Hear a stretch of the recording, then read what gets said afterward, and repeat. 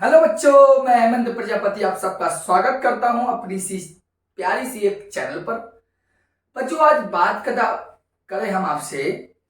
तो जैसा कि आपको पता भी है कि हम नेमिंग रिएक्शन पर बात कर रहे थे ऑर्गेनिक केमिस्ट्री पर।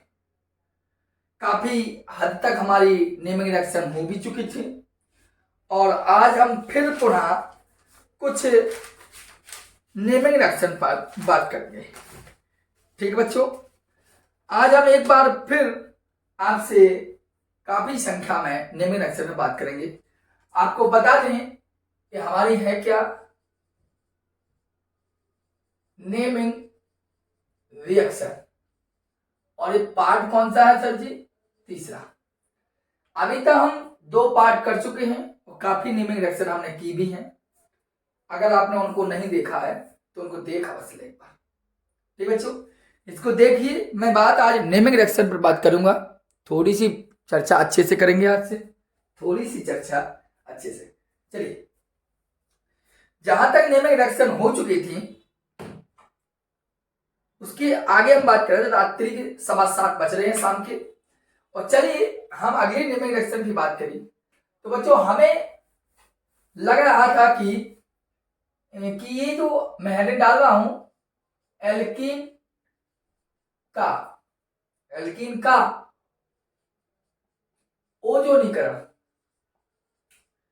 हमें लग रहा है कि एल्कीन का ओजोनीकरण आपको सीखना चाहिए, इसलिए हमने ओजोनीकरण लिखा, या ओजोनीकरण की रिएक्शन की इच्छा हुई हमारे आपके सामने प्रस्तुत करने की। तो अगर ओजोनीकरण कराना है तो किससे कराना है? एल्कीन का।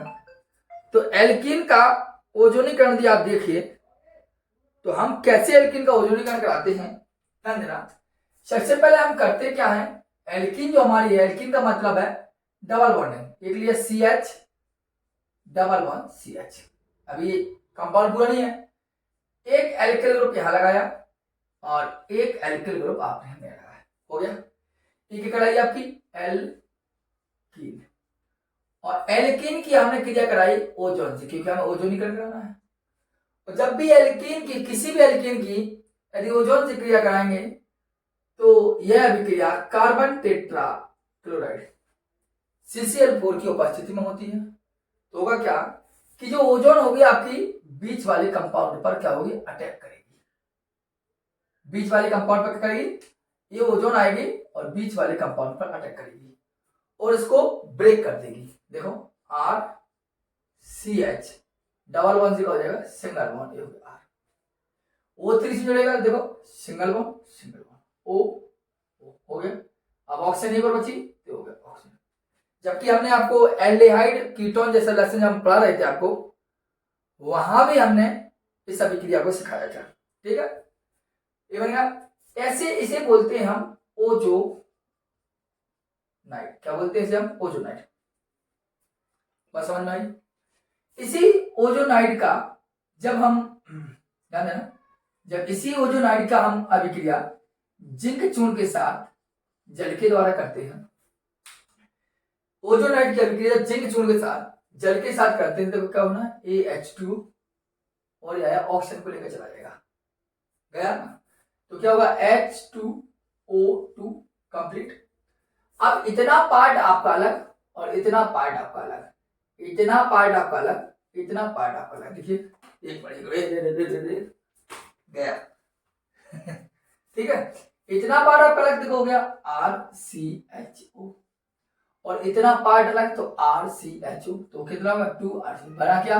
एल्डिहाइड। बस समझ में आई? अगर ऐसा होने के बाद ही हम इसकी जगह पर CH3 ले ले, एल्किल की जगह पर CH3 ले लेंगे ग्रुप, देखो आर की जगह पे CH3 CH और डबल बॉन्ड CH और ले लिया CH3, फिर क्या हो जाएगी? ओजोन से कराएंगे क्रिया, फिर क्या? CCl4 के ऊपर कहां जाएगा? अटैक करेगा। क्या बनेगा? देखो CH3 CH डबल से सिंगल और CH3। कोई दिक्कत बच्चों? देखिए आप अच्छे से देखिए, ध्यान दीजिए। हो गया, O3 है या कितना? O3 3, तो एक एक एक एक और एक एक बनाना। देखो इसका नाम क्या होगा? मैथ एप्रोप्यूट, देखना हो जाएगा ब्यू टू, क्या हो जाएगा, ब्यूटीन टू, ये हो गया है। इसे बोलेंगे ब्यूटीन ओजोनाइट, ब्यूटीन ओजोनाइट। आप क्या करते हैं, आपको पता है, जिंक चूर्ण के साथ जल अपघटन कराते हैं। क्या कराते हैं, जिंक चूर्ण के साथ जल अपघटन। होगा कैसे, देखो ये आपका H2 आया आया आया आया, एक गया गया, बना ना H2O2 कंप्लीट। अब देखो इतना पार्ट ये अलग और इतना पार्ट ये अलग, इतना पार्ट ये अलग, इतना पार्ट ये अलग, complete position CH3 CHO CH3 CHO CH3 CHO CH3 CHO, अर्थात 2 CH3। इसे क्या बोलते हैं बच्चों, एसिटल्डिहाइड। देखो समझ में आई, बोलो हाँ, है ना। अगर बच्चों अब इस H को हटा दें यहां से और इसकी जगह पर BCH3 ले लें, H को रिमूव कर दें और CH3 ले लें, देखो कैसा होगा। देखो एक CH3 था, इस H को C, एक CH3 था ही पहले से भी और एक CH3 और लगा ली और डबल बॉन्ड जाएंगे तो C, एक CH3 और ले ली और एक CH3 ले ली, हो गया ना, हो गया। अब देखो अब क्या करना, ओजोन से क्रिया दिया, किससे क्रिया, कैसे होगी, CCl4 से। देखो करा, क्या होना, अटैक करेगा डबल बॉन्ड पर, अटैक करेगा डबल बॉन्ड से, अटैक करेगा डबल बॉन्ड पर, गया तो तोड़ देगा C, सिंगल बॉन्ड C आ जाएगा। अब बॉन्डिंग बचा उसका, देखो CH3 CH3 और CH3 CH3। अब पहले अब देखो बॉन्ड टूटेगा, ऑक्सीजन जुड़ेगा तो एक एक टी, हो गया ना। ब्यूटीन ये भी आपके मैथ एट 1 2 3 4, तो क्या होगा 1 2 3 4, मतलब 2 3 डाइमेथिल ब्यूटेन रहेगा, ये भी हो जाएगा। अब इसी अभी करा जिंक से और जल के द्वारा करा दीजिए। ध्यान से समझो बच्चों, पर ये आराम से समझ में आएगा। देखो ऑर्गेनिक केमिस्ट्री अच्छी लगती है, ये गया ये गया ये गया, बना दिया ना H2O2 बनाए। तीसरा पार्ट चल रहा है नेमेनेक्स का, बिल्कुल सिंपल हो रहा है। देखो इतना पार्ट अलग, इतना पार्ट अलग, इतना पार्ट अलग, इतना पार्ट, तो CH3 CO CH3 CH3 CO CH3 CH3 CO CH3 CH3 CO CH3, अर्थात एसीटोन बन रहा है। अच्छा लिख सकते हैं 2CH3 CO CH3, अर्थात एसीटोन। क्या बन गया आपका, एसीटोन। बताइए देखकर, तो ये हमारी थी, इसलिए इसका नाम नहीं करते तो 1 2 3 और 4, दूसरे पढ़े दूसरे पर तीसरे पढ़े तो 2,3 डाइमेथिल और क्या हो जाए ब्यूटीन, 4 का ब्यूटीन। तो देखो देखकर क्लियर है ना। देखो इतना सिंपल फंड, एक बार लिख लीजिए अच्छे से, इसकी शॉट ले लीजिए, थोड़ा देख लो वीडियो ठीक आ रही नहीं आ रही, पता चला मेहनत करता रहूं आई नहीं। बच्चों तो ये क्लियर है, ये आपका ये कंप्लीट हो चुका है। अब आइए आगे बात करते हैं, ठीक है, क्लियर है आपका, कोई दिक्कत। आगे देखिए, अगली अभी क्लियर देख लीजिए, ठीक है, कोई भी देख लेंगे, चलो नोट कर लिया। अब देखिए हेलो फॉर्म अभिक्रिया, जबकि मैं पीछे भी करवा चुका हूं लेकिन अच्छे से फिर देख लीजिए, ठीक है। आइए है डालता हूं, हेलो फॉर्म अभिक्रिया। तो आपको बता दें, हेलो फॉर्म अभिक्रिया वे एल्डिहाइड या कीटोन देंगे जिनके पास COCH3 समूह होता है, ठीक है। अर्थात मैं लिखूंगा क्या कि वे एल्डिहाइड और कीटोन जिनमें COCH3 समूह होता है तो वे Cl2 या I2, तो वे Cl2 या I2, तो वे क्या करें Cl2 अथवा I2 हुआ तनु NaOH से क्रिया कर हेलो फॉर्म बनाते हैं। हेलो फॉर्म का कहते हैं, हेलो फॉर्म का मतलब है जैसे क्लोरोफॉर्म, ब्रोमोफॉर्म, आयोडोफॉर्म, ये सब हेलो फॉर्म है। मतलब सीधा कहना है कि जिनके पास COCH3 समूह हो, जिनके पास क्या हो COCH3 समूह हो, वही क्या करते हैं आपको हेलो फॉर्म में करेंगे। कब देंगे? जब ये तनु NaOH या क्लोरीन आयोडीन से क्रिया करेंगे तो हमें हेलो फॉर्म बना के देते। जैसे तो बना के देता हूं, ये लिखा हमने CH3CHO। आपको सर जी इसमें कहां COCH3 समूह होता है ना, देखो C double bond O CH3 था ही, और यहां लगा दिया का H, ये तो क्या है CH3CHO, CH3CHO, CH3CHO, वो जो लिखा है। ठीक है, एसिड वाली क्रिया कराना है क्लोरीन और तनु NaOH से। क्लोरोफॉर्म की तनु NaOH से आप क्रिया कराएंगे। कुछ नहीं होना, ये जाएगा पहले तो जाएगा NaCl बना लेगा, और C जाती है इसके पास तो बनेगा क्लोरोफॉर्म CHCl3। ठीक है, और बनेगा क्या आपका HCOONA बनता है इसमें, और क्या बनता है Na है और Cl है तो NaCl बनेगा आपका। ठीक है, और क्या बनता है पानी। ठीक, इसे बोलते हैं हम क्लोरोफॉर्म, इसे बोलते हैं सोडियम फॉर्मेट। ठीक है, देखो क्या है एसिटाल्डिहाइड। ठीक है, हो गया, ये लगा 34 और 33, पूरा रिएक्शन फुल कंप्लीट है। जिस प्रकार आपको समझाई गई थी एक अभिक्रिया 46-55 की, इसी प्रकार आप देख लीजिए, ले लीजिए CH3 COCH3, इसे बोलते हैं एसीटोन। अगर आप ये अपने क्लोरीन ली, चाहे तो आप आयोडीन ले लीजिए NaOH, आप यहाँ भी क्लोरीन ले सकते हैं, यहाँ आयोडीन ले सकते हैं, यहाँ आयोडीन यहाँ क्लोरीन, क्लोरीन कुछ भी ले लीजिए तो ना क्या हुई CHI3 बन जाएगा, मतलब आयोडोफॉर्म बन जाएगा। देखिए में है ना COCH3 समूह है, बस कम में और बनना क्या एक CH3 समूह इसमें इस तरह देखो ये तो बना CH3 इसे बोलते हैं सोडियम एसिटेट। और फिर क्या होगा वही NaCl तो NaCl, अब NaCl ना NaI है और H2। ठीक, फिर क्या वही है 34 और 33, देखो 3 NaJ एक NaCl तो 4 लगाया था। ठीक है, तो ये आपकी कहलाती है हेलो फॉर्म अभिक्रिया। बताइए समझ में क्या बोलते थे हम, हेलो फॉर्म अभिक्रिया। ठीक है, अच्छे से देख लीजिए, मिला लीजिए, समझ लीजिए अच्छे से। ठीक है, तो हेलो फॉर्म ये कहती है कि वे एल्डिहाइड तथा कीटोन जिनमें COCH3 समूह उपस्थित होता है वे तनु NaOH या किसी भी हैलोजन समूह से क्रिया कर हेलो फॉर्म बनाते हैं, इसलिए इसे हम हेलो फॉर्म अभिक्रिया कहते हैं। बात समझ में आ गई?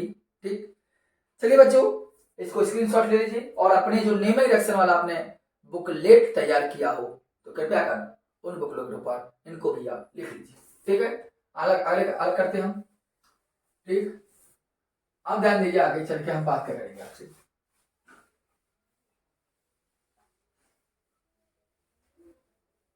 देखिए हो गया, अब बच्चों बात करें एल्डोल संघनन। बच्चों थोड़ा डीजे बजेगा क्योंकि नवरात्रियां प्रारंभ हो चुकी हैं। आज नवरात्रि का दूसरा दिन है और यहीं बगल में मूर्ति स्थापित हुई है, इसलिए थोड़ा जो शोर होगा उसको आप थोड़ा गाना सुनते हुए आप चलिए, जैसे वो बंद होगा वो चलता रहेगा। ठीक है, एल्डोल संघनन, मैं अपना वॉल्यूम बढ़ा दूंगा थोड़ा। ठीक है, अगर एल्डोल संघनन की बात करें, क्या एल्डोल संघनन, उस पर आई बात।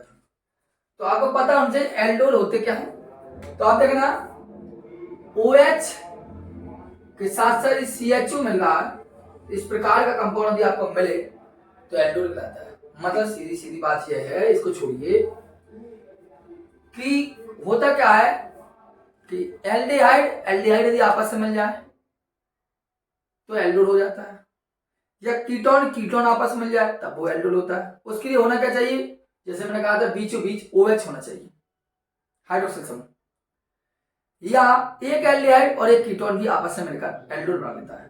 तो जब भिन्न भिन्न प्रकार के कंपाउंड आपस में मिलकर एल्डोल बनाते हैं तो इसे हम बोलते हैं क्रॉस एल्डोल। जब भिन्न भिन्न प्रकार के एल्डिहाइड आपस में मिलते हैं तो इसे हम क्रॉस एल्डोल कहते हैं। ध्यान देना, समझाऊंगा मैं आपको। मैंने कहा कि वे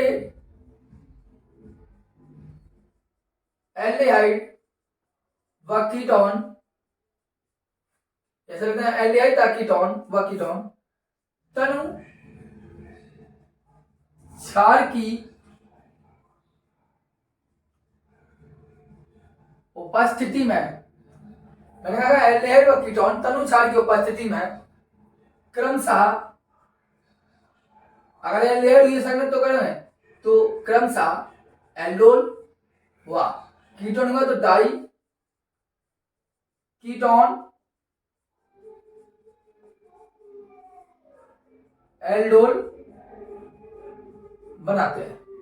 ठीक है, मतलब एल्डिहाइड व कीटोन तनु क्षार की उपस्थिति में क्रमशः, अगर एल्डिहाइड हो रहा तो एल्डोल व कीटोन होता है डाई कीटोन, एल्कोहल बोलते हैं। अगर एल्डोल नहीं लिखना है तो आप लिख सकते हैं डाई कीटोन, एल्डोल लिखने में कोई दिक्कत नहीं है, डाई कीटोन एल्कोहल एल्डोल बनाते हैं। ठीक है, एल्कोहल लिखे दे रहा हूं जिससे आपको समझ में अच्छा चलेगा।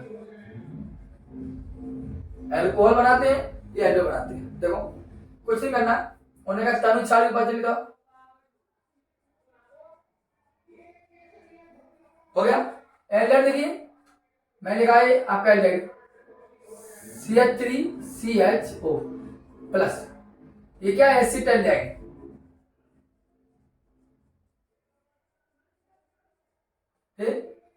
और एक एसिटाल्डिहाइड ऑलरेडी आपने CH3CHO, लेकिन लिखने का तरीका होता है, इसलिए यहां पर 3 है, 2 कर दीजिए और एक H यहां ले, तो ये H और O जुड़ जाएगा, OH देखो CHOH। देखिए इसे क्या बोलते हैं एल्डोल। मतलब हमने आपको पहले भी कहा था एल्डोल में कौन सी हाइड्रोक्सिल समूह चाहिए, और हमने हाइड्रोक्सिल समूह बनाया। ठीक है, अगर नामकरण करना तो कैसे कर सकते हैं इसका, 1 2 3 4, जो तीसरे पर लगा हुआ है लेकिन 3 हाइड्रोक्सी 3 हाइड्रोक्सी और 1 2 3 4, 4 का मतलब ब्यूट, सिंगल बॉन्ड के रूप में A और CH होता है ब्यूटेनल फर्स्ट, इसका नामकरण हो जाएगा इस प्रकार। ठीक है, अगर हम कीटोन लेते तो डियर कैसा होगा CH3 C डबल बॉन्ड हो, इसे बोलते हैं एसीटोन। ठीक है, और इस एक एसीटोन हमने इस प्रकार लिया CH3 C डबल बॉन्ड हो CH3। लेने का तरीका होगा, मैंने आपको पहले भी कहा, BH का होल टॉय ले लीजिए, यहां पर क्षार के रूप में कुछ नहीं करना है, एक H यहां से हटाइए इंटू H कर दीजिए, तो H और O बन गया क्या OH। देखो CH3 C डबल बॉन्ड है, ऐसा था O था, सिंगल बॉन्ड हो जाएगा, अब ऐसा लग दीजिए इंटू OH, इसका मतलब है सिंगल बॉन्ड होगा, हो गया ना जी OH। क्या बचा CH2 से डबल बॉन्ड हो CH, बात समझ आ गई। इसे बोलेंगे डाई कीटोन एल्कोहल, दो कीटोन, एक कीटोन कॉपी है एक कीटोन एल्कोहल, और बीच में हमें लगता है एल्कोहल ग्रुप में, इसे बोलते हैं डाई कीटोन एल्कोहल। बात समझ में आई हमारी आपको। ठीक है, अगर नामकरण करना है तो कैसे करेंगे, देखो 1 कार्बन 2 कार्बन एंड 3 और एक 4 कार्बन, 4 कार्बन पर ही है, अब चाहे ऐसे जाइए और चाहे ऐसे जाइए, तो चाहे ऐसे जाइए चाहे ऐसे जाइए, 4 एंड 5, तो एंड 5 कार्बन, 4 कार्बन 4 कार्बन तो मैथिल, 4 कार्बन पर हाइड्रोक्सी, ये तो 4 मैथिल, 4 कार्बन मैथिल, 4 मैथिल और 4 हाइड्रोक्सी, 4 हाइड्रोक्सी। वो कितना कार्बन, 1 2 3 4 और 5, पेंट एन और सी हो तो नॉन, पेंटे नॉन, कितना नंबर का, 2 का। ये आपका कहलाता है एल्डोल संघनन। क्या कहलाएगा बच्चों, एल्डोल संघनन। बताइए कोई दिक्कत हो तो एल्डोल संघनन आपके सामने प्रस्तुत है, आप इसको नोट कर लीजिए अच्छे से, ठीक है। एल्डोल संघनन होता क्या है वो हमने आपको सामने बताया कि जब एल्डिहाइड और कीटोन यदि आपस में मिल जाए तो एल्डोल बनाते हैं। अगर आप पहचानने की क्या तरीका है एल्डोल का, तो बीचों बीच हाइड्रोक्सिल समूह को आप देखेंगे इस प्रकार, वो एल्डोल कहलाएगा आपका। एल्डिहाइड के साथ है तो एल्डोल और कीटोन के साथ है तो डाइकीटोन, एल्कोहल वाला एल्डोल कहलाएगा आपका। और यदि एक एल्डिहाइड और एक कीटोन यदि आपस में मिल जाए तो उसे हम क्रॉस एल्डोल कहते हैं। पीछे भी हमने एल्डिहाइड कीटोन जब चैप्टर पढ़ा रहे थे तब भी एल्डोल संघनन को बहुत ज्यादा विस्तार में लिया है हमने, वहां पर भी आप जाके वीडियो को देख सकते हैं, ठीक है बच्चों। चलिए इसको नोट कर लिया होगा आपने, आशा करते हैं हम आपके। अब आइए टी सेंको अभिक्रिया, सभी की सभी अभिक्रियाएं आपकी इकट्ठी करवाने दे रहा हूं, बार बार बता रहा हूं, आपको कहीं भी भटकने की आवश्यकता नहीं पड़ेगी। सभी जितनी भी किताबों में होती हैं सबको एकत्र करके मैं आपके सामने तीसरे लेक्चर में फिर लेकर आया हूं। ऐसे ही तीसरे और चौथा, पांचवा, छठवां और 2-3 लेक्चर और लगेंगे और सभी के सभी 2 होंगे, इसके बाद लेक्चर इतने ही होंगे और सभी आपको इक्वेशन कंप्लीट कर जाएंगे। नेम एंड रिएक्शन, फिर एक आपका इसका 1 शॉट वीडियो आपको दे दिया जाएगा जिससे आप अच्छे देख सको, ठीक है। आइए इसके बाद हेडर डालते हैं हम टी सेंको अभिक्रिया।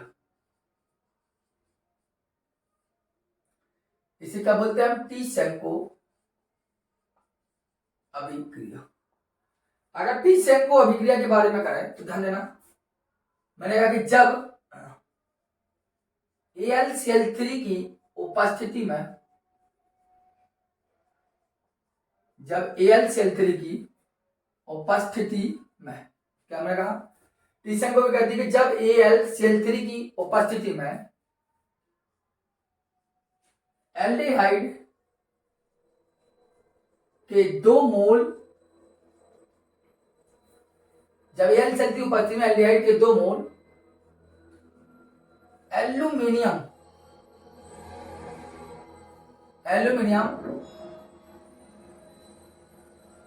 एथॉक्साइड के द्वारा संघनित होते हैं, तब जब AlCl3 की उपस्थिति में एल्डिहाइड के 2 मोल एल्यूमिनियम एथॉक्साइड के द्वारा संघनित होते हैं तब एस्टर बनाते हैं।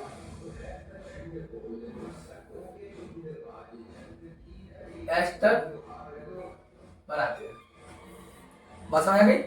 मतलब एल्यूमिनियम क्लोराइड की उपस्थिति रहेगी और एल्डिहाइड की अभिक्रिया एल्यूमिनियम एथॉक्साइड के द्वारा हो रही है, तो उस स्थिति में आपका एस्टर प्राप्त दिखाई दे। कभी भी रिएक्शन में आपको इतना फंडा दिखाई दे, AlCl3 की उपस्थिति दिखाई दे, इस प्रकार बीच में लिख रहा हूं मैं,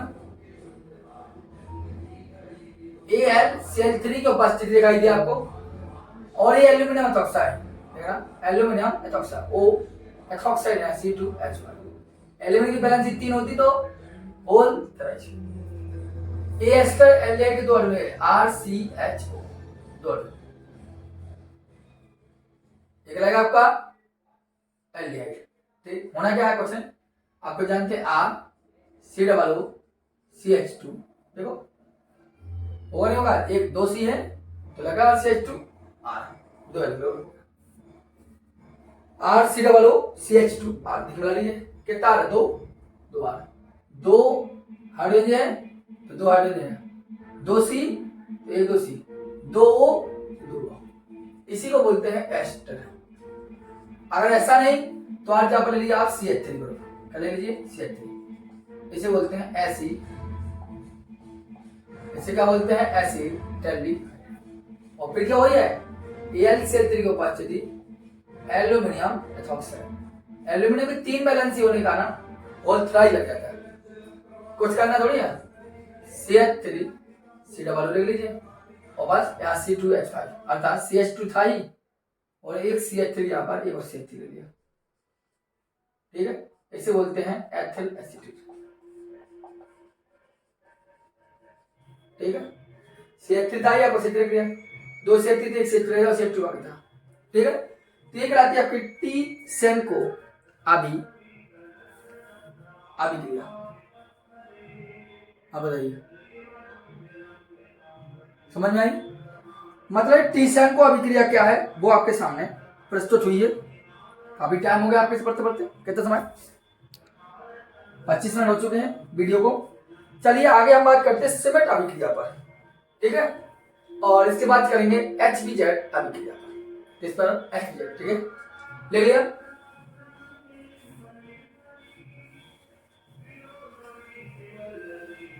आ जाओ, चलिए बच्चों बात कर ले हम सिमेट अभिक्रिया पर। सिमेट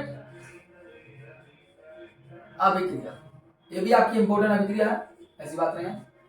होता क्या है मैं लिखता हूं, सिमेट अभिक्रिया कुछ नहीं होती है, आपको पीछे पढ़ा चुका हूं कार्बोक्सिलिक अम्ल में कि सांद H2SO4 की उपस्थिति में कार्बोक्सिलिक अम्ल हाइड्रोजोइक अम्ल से क्रिया कर एमीन देता है, इसे सिमेट अभिक्रिया कहा जाता है। देखिए मैंने कहा नीचे से लिख रहा हूं, क्वेश्चन कहता है सांद्र H2SO4 की सांद्र H2SO4 की उपस्थिति में कार्बोक्सिलिक अम्ल क्या कहता है, सांद्र H2SO4 की उपस्थिति कार्बोक्सिलिक अम्ल हाइड्रोजोइक अम्ल सूत्र होता है N3H से क्रिया कर एमीन बनाता है, ठीक है। ये आपकी कहलाती है सिमेट अभिक्रिया। सिमेट अभिक्रिया मतलब ये होता है कि सल्फ्यूरिक एसिड की उपस्थिति होनी चाहिए और N3H की उपस्थिति, वो N3H की क्रिया कार्बोक्सिलिक अम्ल से होनी चाहिए। देखो ये लिखा कार्बोक्सिलिक एसिड, क्या बोलते हैं कार्बोक्सिलिक एसिड। ओके सुना N3H किसके साथ, कॉन्सेंट्रेट सल्फ्यूरिक एसिड की, ठीक है। कुछ नहीं होना है आपका, इस C डबल O हो गया आपका CO2, ठीक। और N कितने हैं 3, तो बचेंगे कितने 2, एक N3 से N2 आपके बचा R और एक N बचा तो M और एक H और एक H होगा NH, इसी को बोलते हैं, ठीक है।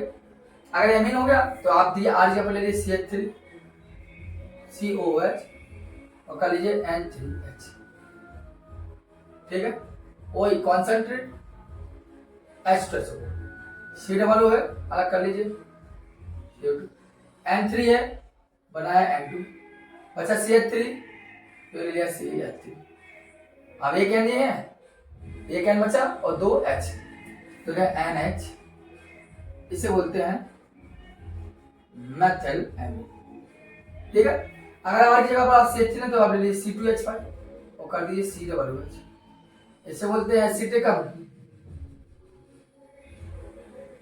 और इधर N3H, इसको आप करते हैं प्रयास करेंगे, ठीक है। इसको आप करेंगे कि अब जी का है एसिटिक अम्ल था, ये प्रोपेनिक अम्ल हो जाएगा, प्रोपोनिक अम्ल N3H आप कर सकते हो अभिक्रिया, उसको करिए भी, नोट कीजिए इसको भी आप। और नोट कर लेने के बाद एक लास्ट अभिक्रिया बात करेंगे हम, अच्छे से नोट कर लीजिए आप पहले इसको, ठीक है, ठीक है। लास्ट अभिक्रिया देखेंगे आप आज के लेक्चर के लिए, फिर आगे बात करते हैं। यहाँ मैंने HBZ मतलब इसका बोलते हैं हेल होल हार्ड जे लेंस्की, यूक्रेन का राष्ट्रपति था ना, वही प्रक्रिया है।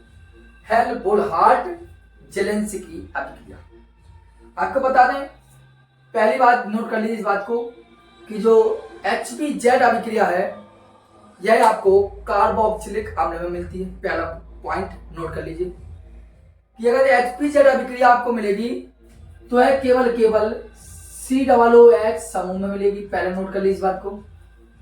HBZ की विशेषता यही है कि HBZ कौन कौन प्राप्त कर पाता है, जिनके पास COOH हो वही मिलते हैं। लेकिन COOH कैसा हो, उस COOH हो जिसके पास अल्फा हाइड्रोजन हो। जिनके पास COOH हो वह HBZ बना सकते हैं। लेकिन किस प्रकार का COOH हो, जिनमें अल्फा हाइड्रोजन हो। अर्थात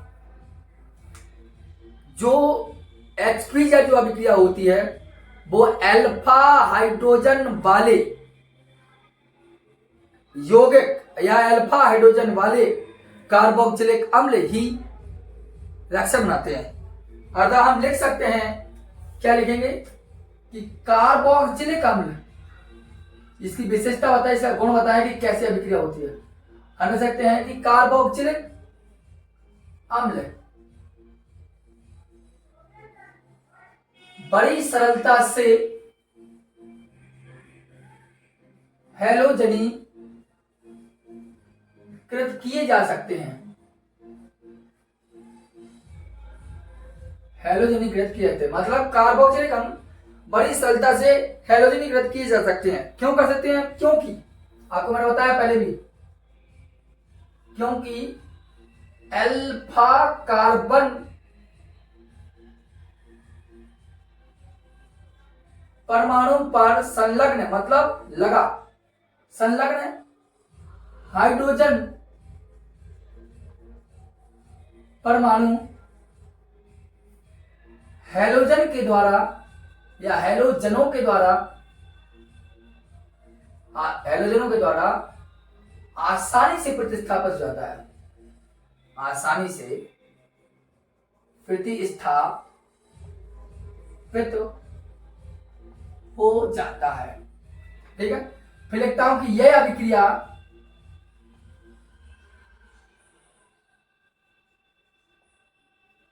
सूर्य के प्रकाश व हैलोजन वाहक जैसे क्लोरीन ब्रोमीन द्वारा होती है। ठीक है, दोबारा सुन लीजिए। मैंने कहा हेलबोलहार्ड जेलेंस्की अभिक्रिया, तो मैंने कहा हेलबोलहार्ड HBZ अभिक्रिया आपको कार्बोक्सिलिक अम्ल देते हैं। और कार्बोक्सिलिक अम्ल होना चाहिए तो कैसे? जिनके पास अल्फा हाइड्रोजन हो, तो वे हैलोजन और सूर्य के प्रकाश के द्वारा आसानी से क्या हो जाते हैं? प्रतिस्थापित हो जाते हैं। सूर्य के प्रकाश द्वारा आसानी से प्रतिस्थापित हो जाते हैं। जो आपके सामने कहा, मैंने लिखा कि कार्बोक्सिलिक अम्ल बड़ी सरलता से हैलोजनीकृत किए जा सकते हैं क्योंकि अल्फा कार्बन परमाणु पर संलग्न हाइड्रोजन परमाणु हैलोजन के द्वारा आसानी से प्रतिस्थापित हो जाते हैं। जैसे लिखा CH2COOH, इसके भी करा रहे हम क्लोरीन से। हो रहा है शब्द H न्यू, सूर्य का क्या होना है? ये क्रियात्मक समूह है। इसके बाद जो कार्बन होता है अल्फा कार्बन, मैं आपको बता चुका हूं क्रियात्मक समूह है। इसके बाद जो कार्बन अल्फा कार्बन क्या होना है? ये कार्बन क्लोरीन जाएगा, यहां से हाइड्रोजन लेगा, HCl बनेगा RCH, एक Cl और ये COOH। कोई दिक्कत? अब देखो फिर क्रियात्मक समूह है तो फिर अल्फा कार्बन फिर हाइड्रोजन है, अर्थात अभिक्रिया फिर होगी, अर्थात फिर क्लोरीन जाएगी, उससे H नहीं हुआ, ये क्लोरीन जाएगी इस H के पास, बना देगा HCl।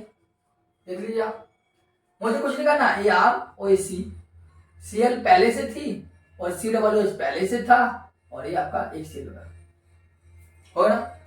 तो इस प्रकार अभिक्रिया होती है। अगर ऐसा ना है तो आज मतलब हम CH3 लिया और लिया हमने CH3 ही ले लिया और लगा दिया COOH, करा दिया मैं क्लोरीन से क्रिया ऐसी, कुछ करना थोड़ी आप, कुछ नहीं। क्रियात्मक समूह और ये अल्फा कार्बन, क्रियात्मक समूह और बगल वाला कार्बन अल्फा कार्बन, बगल वाला बीटा, बीटा बगल वाला गामा होता है। तो जाएगा क्लोरीन, इधर से H लेगा तो बनेगा H, और C H3 था तो हो जाएगा CH2 और COH। ये क्लोरीन हो जाएगी, चाहे जहां लगाई, चलो मैंने यहां लगा दी Cl। ठीक है, आगे फिर क्लोरीन से फिर H, तो फिर क्रियात्मक समूह अल्फा कार्बन, तो क्लोरीन से हाइड्रोजन। ठीक, तो Cl पहले से था और इधर CH, इधर एक Cl लगा दिया। ठीक, और फिर रिएक्शन कराई, क्योंकि H और क्लोरीन के साथ, क्यों? क्योंकि क्रियात्मक समूह फिर अल्फा कार्बन, अल्फा कार्बन जब तक, अल्फा हाइड्रोजन जब तक होगा तब तक रिएक्शन कराएंगे। अर्थात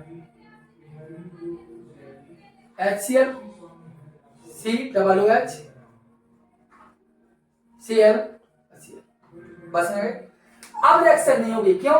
क्योंकि अब अल्फा कार्बन तो है बट अल्फा हाइड्रोजन नहीं है। ठीक है, इसी रिएक्शन यहीं तक पूर्ण होगी, क्योंकि क्रिया तब तक होगी जब तक अल्फा हाइड्रोजन था। Alpha hydrogen complete, reaction complete, alpha hydrogen complete, reaction complete. इसमें एक क्लोरीन लगी, इसको वो क्या बोलते हैं? एसिटिकम। इसमें एक क्लोरीन तो मोनोक्लोरो, मोनोक्लोरो एसिटिकम। या दो क्लोरीन है तो डाइक्लोरो एसिटिकम।